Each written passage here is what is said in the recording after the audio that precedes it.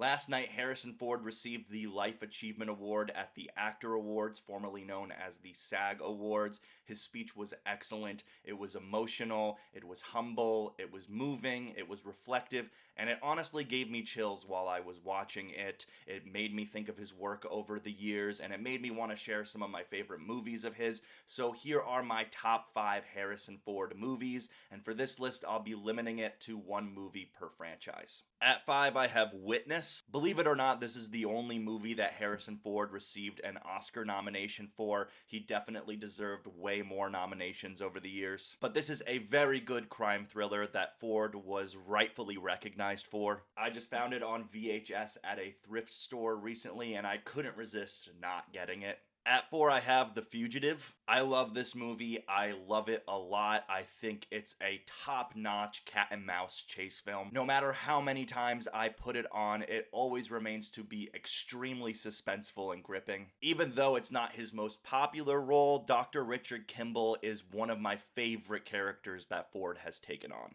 At 3, I have Indiana Jones and the Last Crusade. For a long time, I thought that Raiders of the Lost Ark was the best Indiana Jones movie. That is until I rewatched the Indiana Jones movies a couple of years ago, and The Last Crusade dethroned it. Don't get me wrong, Raiders is still a classic, but The Last Crusade rips, and it rips hard. Ford is an icon as this character, especially here. At 2, I have Blade Runner. Although I love Blade Runner 2049, and I think Ford gives one of his finest performances of the 21st century so far in it, I still think the first Blade Runner reigns supreme, particularly the final cut version of the film.